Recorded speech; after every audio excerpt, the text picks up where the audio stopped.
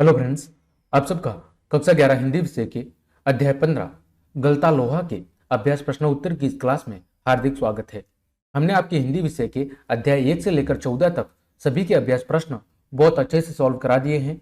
वो सब क्लासेस आप चैनल की प्लेलिस्ट पर जाकर अपनी आवश्यकता अनुसार आसानी से देख सकते हैं। आज की इस क्लास में हम गद्य खंड के अध्याय नंबर 15 या जो आपकी बुक का गद्य खंड का अध्याय नंबर 5 है गलता लोहा, उसके अभ्यास प्रश्नों को सॉल्व करेंगे। तो चलिए क्लास हम शुरू करते हैं। देखें, पहला प्रश्न आपके सामने दिया गया है कि कहानी के उस प्रसंग का उल्लेख करें जिसमें किताबों की विद्या और घन चलाने की विद्या का जिक्र आया है। यानी इस कहानी गलता लोहा के हमें उस प्रसंग का उल्लेख करना है जिसमें किताबों की विद्या और घन चलाने की विद्या के बारे में वर्णन या जिक्र किया गया है। तो देखें उत्तर। जिस समय धनराम तेरह का पहाड़ा नहीं सुना सका तो मास्टर त्रिलोक सिंह ने जबान के चाबुक लगाते हुए कहा कि तेरे दिमाग में तो लोहा भरा है रे, विद्या का ताप कहाँ लगेगा इसमें। यह सच है कि किताबों की विद्या का ताप लगाने की सामर्थ्य धनराम के पिता की नहीं थी। उन्होंने बचपन में ही अपने पुत्र को धोखनी फूंकने और सान लगाने के कामों में लगा दिया था। वे उसे धीरे धीरे हथौड़े से लेकर गन चलाने की विद्या सिखाने लगे थे और उपयुक्त प्रसंग में किताबों की विद्या और धन चलाने की विद्या का जिक्र आया है। यानी ये जो प्रसंग दिया हुआ है, जिस समय धनराम से लेकर यहां तक सिखाने लगे वहां तक, ठीक है। तो यहां पर जो धनराम है, धनराम के पिता, वो धनराम के पिता उस धनराम को बचपन से ही धोखनी फोकने, सान लगाने और धीरे धीरे हथौड़े से लेकर गन चलाने की विद्या दे रहे थे। उसे किताबी विद्या नहीं दी जा रही थी। इसी वजह से उसे किताबी जो ज्ञान था या जो किताबी विद्या थी वो बिल्कुल समझ में नहीं आ रही थी। और तभी उसके उपलक्ष्य में मास्टर त्रिलोक सिंह ने कहा कि तेरे दिमाग में तो क्या भरा हुआ है, लोहा भरा हुआ है और इसमें विद्या का ताप नहीं लग सकता। ठीक है, चलिए आगे बढ़ते हैं। अगला प्रश्न आपके सामने, धनराम मोहन को अपना प्रतिद्वंदी क्यों नहीं समझता था। जो धनराम है वो मोहन को अपना प्रतिद्वंदी क्यों नहीं समझता था, इसके पीछे कारण क्या था। तो धनराम मोहन को अपना प्रतिद्वंदी नहीं समझता था क्योंकि पहला कारण था वह स्वयं को, यानी जो धनराम है वह स्वयं को नीची जाति का समझता था और यह बात बचपन से ही उसके मन में बैठा दी गई थी कि जो धनराम है वो मोहन से नीची जाति में है। दूसरा, मोहन है वो कक्षा का सबसे होशियार लड़का था और वह हर प्रश्न का उत्तर देता था। उसे मास्टर जी ने पूरी पाठशाला का मॉनिटर भी बना रखा था और वह अच्छा गाता भी था, जबकि ये सारी विशेषताएं धनराम के अंदर नहीं थी। अगला, मास्टर जी को लगता था कि एक दिन मोहन बड़ा आदमी बनकर स्कूल तथा उसका नाम क्या करेगा, रोशन करेगा। इस वजह से धनराम और मोहन दोनों के अंदर कोई समानता नहीं थी। ठीक है, इस वजह से धनराम अपने आप को कभी भी मोहन का प्रतिद्वंदी नहीं समझता था। वो उससे हमेशा नीचा समझता था, उससे हमेशा कम समझता था। अगला प्रश्न है आपका, धनराम को मोहन के किस व्यवहार पर आश्चर्य होता है और क्यों। तो देखिए, जो मोहन है वो ब्राह्मण जाति का था और उस ग्राम में जो ब्राह्मण है वो शिल्पकारों के यहाँ उठते बैठते नहीं थे। यहां तक कि उन्हें बैठने के लिए कहना भी उनकी मर्यादा के विरुद्ध समझा जाता था। लेकिन जो मोहन है वो धनराम की दुकान पर काम खत्म होने के बाद भी काफी देर तक बैठा रहा और इस बात पर धनराम को हैरानी होने लगी।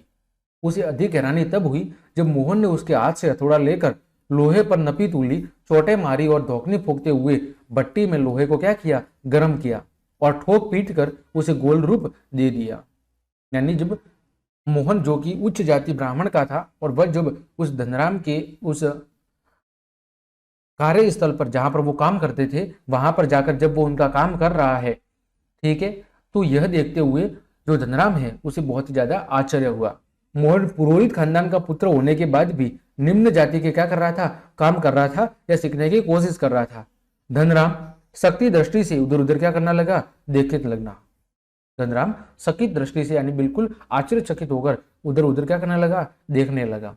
तो इस तरह धनराम मोहन के इस व्यवहार को देखकर, है ना, कि उसके दुकान पर या उसके कार्यस्थल पर आकर बैठना, उसके काम को सीखना, उसके काम में मदद करना या इस तरह का काम करना, इन सभी बातों को देखकर या इस सभी व्यवहार को देखकर जो धनराम है वो क्या हुआ, काफी आश्चर्यचकित हुआ।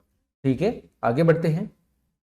मोहन के लखनऊ आने के बाद मोहन के लखनऊ आने के बाद के समय को लेखक ने उसके जीवन का एक नया अध्याय क्यों कहा है?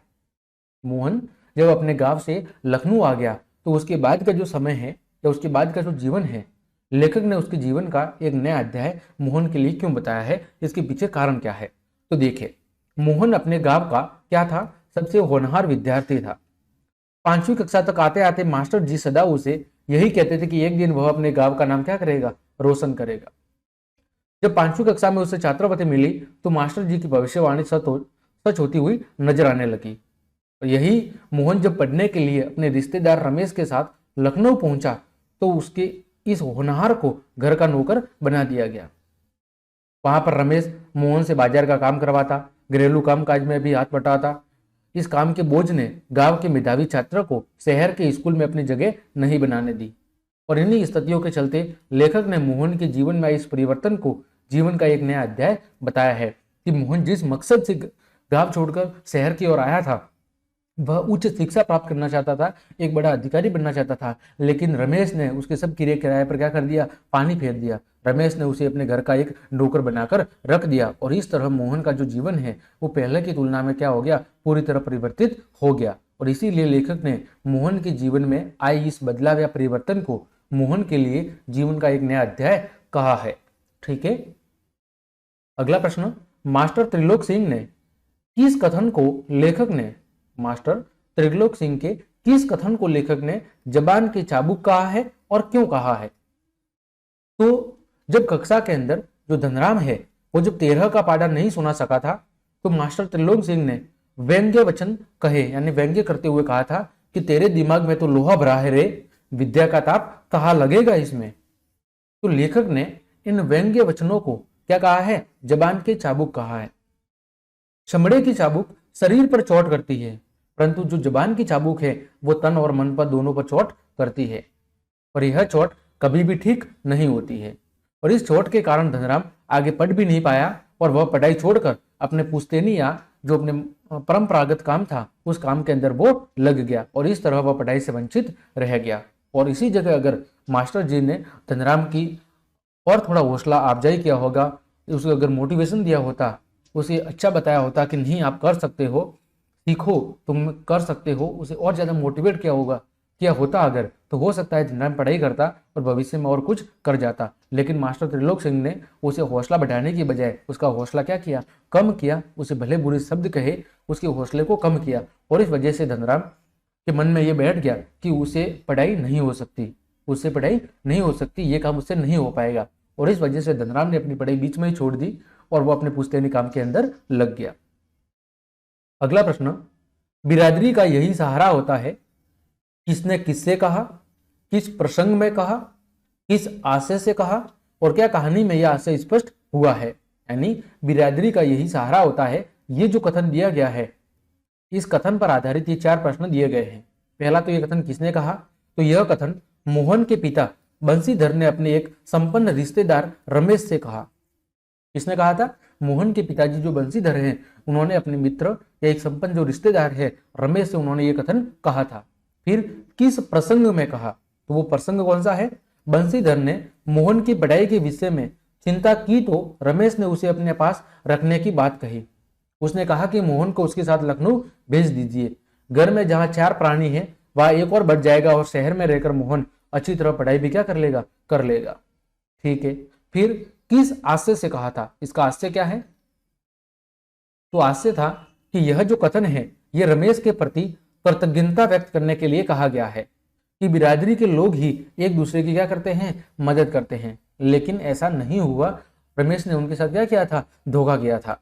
अगला, क्या कहानी में यह आशय स्पष्ट हुआ है, तो कहानी में कहीं पर भी इसका आशय स्पष्ट नहीं हुआ। रमेश ने अपने वायदों को पूरा नहीं किया और मोहन को क्या बना दिया, एक घरेलू नौकर बना दिया।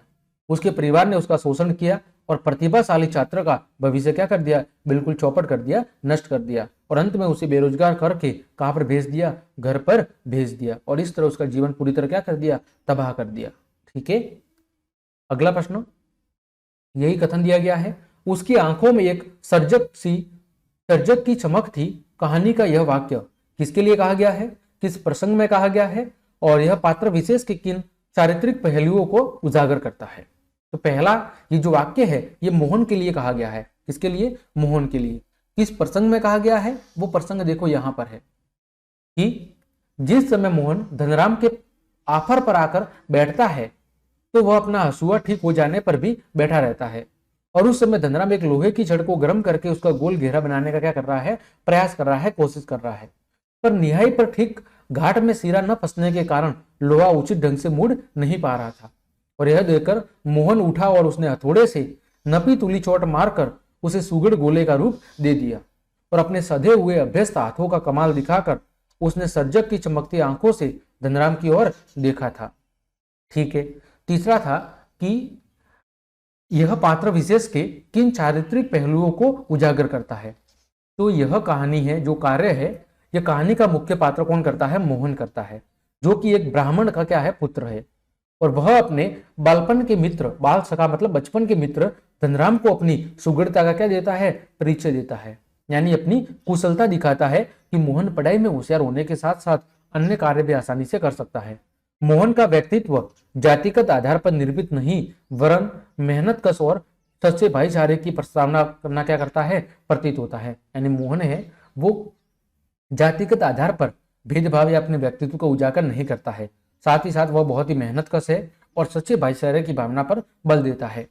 मानो मेहनत करने वालों का संप्रदाय जाति से ऊपर उठकर मोहन के व्यक्तित्व के रूप में समाज का क्या कर रहा है? समाज का मार्गदर्शन कर रहा है। यानी मोहन के अंदर अपने जाति विशेष को लेकर या ऊंच नीच का किसी भी प्रकार की कोई भावना उसमें समाहित नहीं है। ठीक है। तो इस तरह हमने आपके गलता लोहा के अभ्यास के जितने भी प्रश्न थे उन सभी प्रश्नों के उत्तर बहुत अच्छे से जान लिए हैं। उम्मीद करता हूं सभी प्रश्नों के उत्तर आपको अच्छे समझ में आए होंगे। तो क्लास देखने के लिए आप सभी को धन्यवाद। यदि आपको मेरी क्लास और मेहनत पसंद आई है तो फिर लाइक, कमेंट, शेयर और सब्सक्राइब जरूर करें। आज के लिए इतना ही। जय हिंद, जय भारत, धन्यवाद।